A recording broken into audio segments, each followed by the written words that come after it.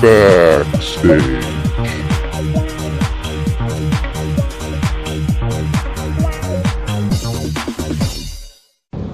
All right, we're back. Damien and Backstage Vancouver. Who do we have here today? Hi, I'm Eric Lamarond, and I'm a producer based in Vancouver, and I'm from Ottawa originally. I came here originally to take the film program at Cap College, and right now I've been working with a bunch of local artists, musicians, fashion designers, anyone really that's creative and creating things. I'm trying to work with them and push out content out of here in Vancouver, Canada. Excellent. So what kind of things have you produced? I've done short form narrative. I'm working on music videos that'll be shot in Las Vegas, and I've actually got approached to basically write a rock opera space. It sounded pretty crazy, but it was this awesome script that essentially a guy at VIF approached me about when I was there briefly.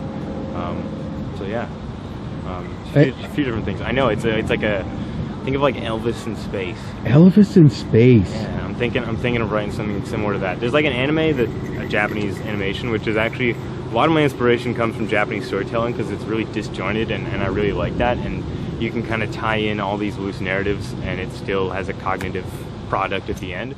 Yeah. Opera about some dude, and it's like a rock harem anime about this dude with like a bunch of like alien babes, and they go around kicking ass. It's awesome. It's just this fantastic show. So, and who wrote it? That one, frig, I don't really know his name. No. I only kind of look at it on the internet when I can. Because right now it's like dubbed. You can't, it's subbed. You can't even find it in English right now. Right. So. Well, that sounds cool though. Yeah, it's great. It's the guy's even got like the Elvis hair, like the big pompadour and everything. Right. What kinds of things do you like to produce that you haven't?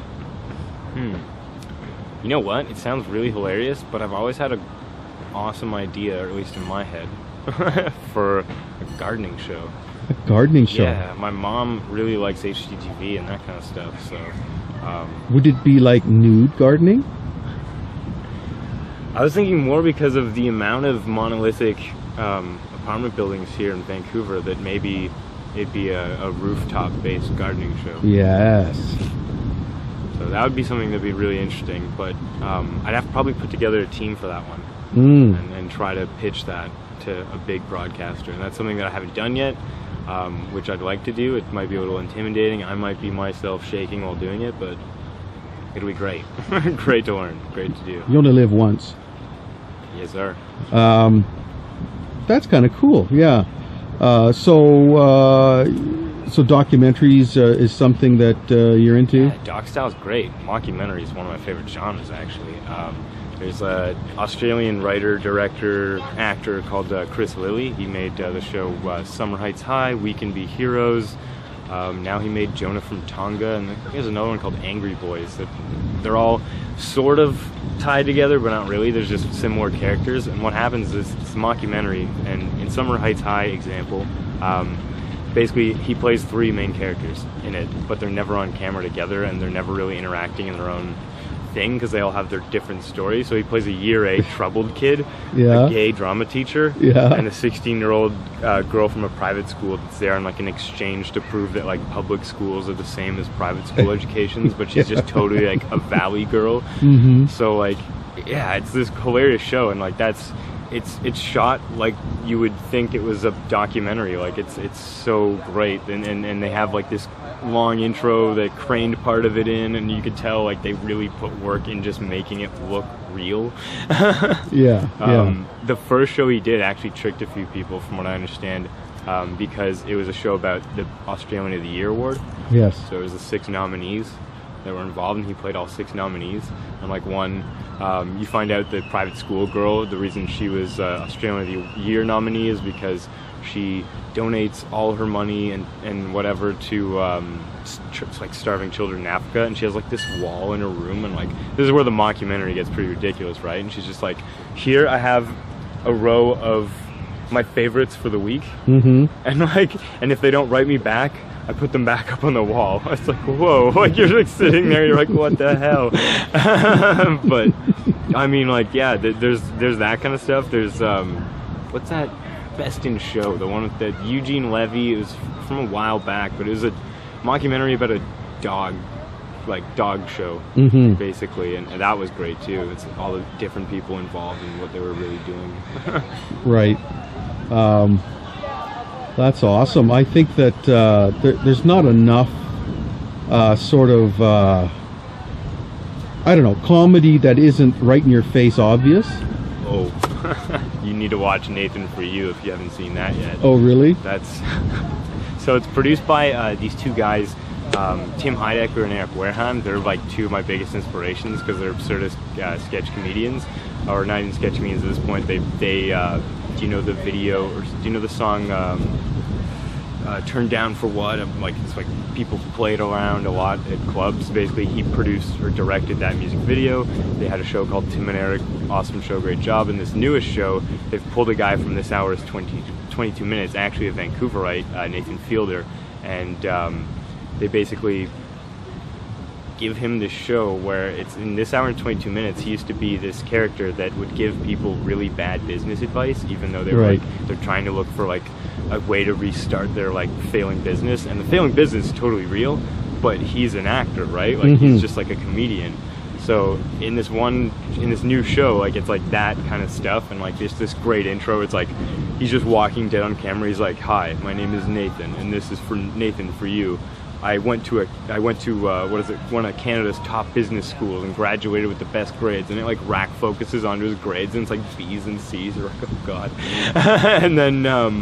and then he made in one of the episodes he went to help a failing coffee shop in LA, and suggested that he piggyback off of Starbucks and their entire brand by making a parody label, Dumb Starbucks.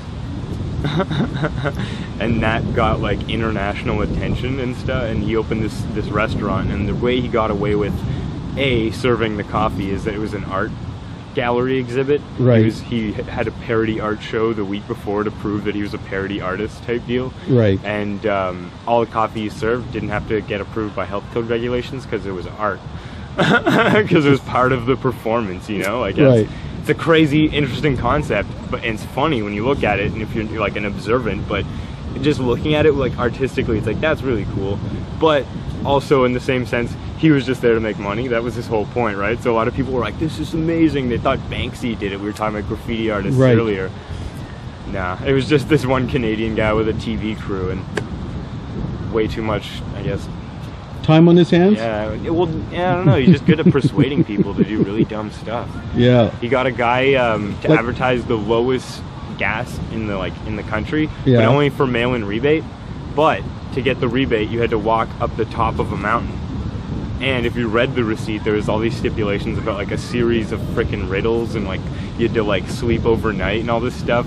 And it's funny because some people actually wanted the rebate, so they like show up to do this like hike, and it starts like cutting, like it's like they've spent like 9 hours on this hike, right? And they're like about to crash for the night, and it like cuts to the actual real people that are on this hike, and it'll be like rebate amount $10. You're like, why are they doing this for $10? Like 9 hours for $10 does not sound like a good time.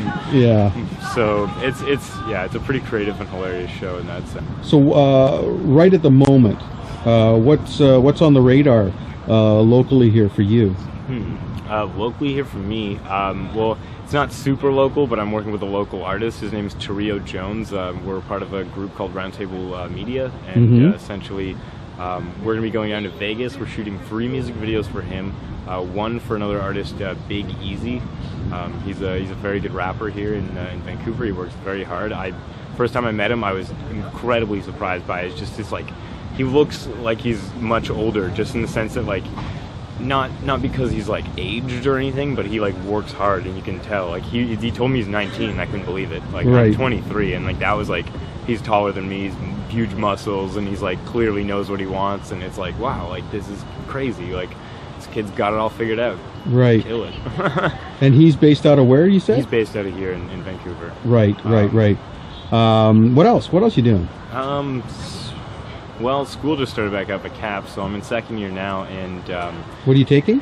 Motion Picture Arts program, so it's the film program at Capilano University. It's run by some great people. There's some great people in it, and I'm having a fantastic time. I got to write a log line. That's something I got to do for homework soon. Oh yeah. Hey, maybe we could come over one day when classes start. You could give us a little tour and just quickly, you know, and introduce some of the people that you know that make it all happen. Yeah. What do you think? Yeah. Let me know. Yeah. Absolutely. Okay. Okay. So onwards. Onwards.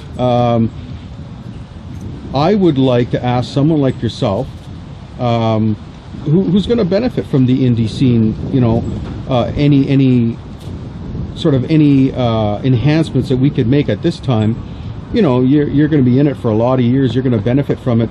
What do you think would be, if you had to pick one or two things, what do you think would be the most progress that we could do as a community to help things get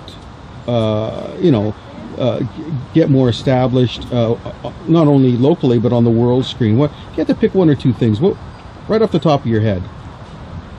I think I know a few people, but not too many to really give a good opinion. But probably just work together a lot more. Because I've had some groups, you know, the most creative teams. Sometimes a little bit of clashing, sometimes back and forth. Yeah. You have to manage those conflicts and use the driving force forward to make it into a positive change. So be less worried about yourself when you get into a project and try and cooperate. It's about the project, you know. It's about the content. We want to make something. Right. What else? One more thing. I'm loving Vancouver so far. I'm from Ontario, and I mean the winters here are a joke. So I'm loving it here so far, and I'm gonna spend many more years doing entertainment stuff out here. Alberta got snow, you know. Yeah, I know. I don't envy that. Yeah. Don't envy that. I mean, just look at it here. T-shirt. Give us you know, we talked earlier about some associations that you'd like to form or are forming. Okay. Give us an idea what that's about, and tell us where they can get a hold of you and you know, your projects. Cool. All right. I'm primarily found through most social networks. I mean, I have a Facebook page for my photography because I do take photos primarily as well. There's social media on Twitter, Instagram. I'm building my own website for my own personal stuff. And Terrio Jones, the R&B singer I'm working for, he has his own website, just terriojones.com. There's a couple collectives I am talking to or working with, creating and stuff. There's one I want to do here in Vancouver that I'm looking for people, and I'm just basically talking to a bunch of different people, and whoever seems motivated and interested to make what I'm looking to make, because it's still kind of a delusional idea. I'm not sure if I really want to do that one yet. Mm-hmm. But, and then I have another one called, we don't really have a name for it yet, but I've got a stylist designer in Montreal, a couple of musicians, videographers there. Toronto, I've got the same sort of deal. There's a few in Ottawa as well. Mm-hmm. And I mean, there's me here in Vancouver. So what exactly is the project? Like, what are you guys into? One of us does music, one of us does film, one of us basically like I've been talking about. The way I view media is I mean, transmedia storytelling is an idea that I've been introduced to in the last year, which is basically how to tell the story while also you could have interactive elements. You could have like a hashtag this on Twitter type deal, and that's great and all. But I was thinking about even maybe taking it a step further in the sense that if we combine all those elements, then the viewer gets a full experience of what all that content is, bam, at once, and then they'd be able to basically go, wow, that was these guys, let's say, and right. There's a lasting mark. So it's a production group. Absolutely, yeah. Right, yeah. And you're not. We talked earlier. It doesn't sound like you're going to limit yourself necessarily to film or any of that.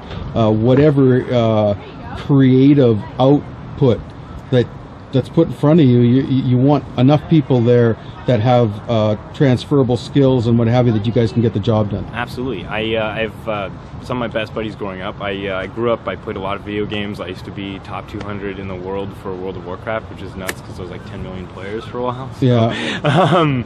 And basically, like, I grew up with like guys who are now game developers and computer programmers and stuff, and they make crazy content too. I'm bringing them into my stuff as well. Sure. They make these weird visualizations that you need, right? Like this stuff that that's the way they express their creativity, then so be it, and bring it in. Because that's why, like, some of the storytelling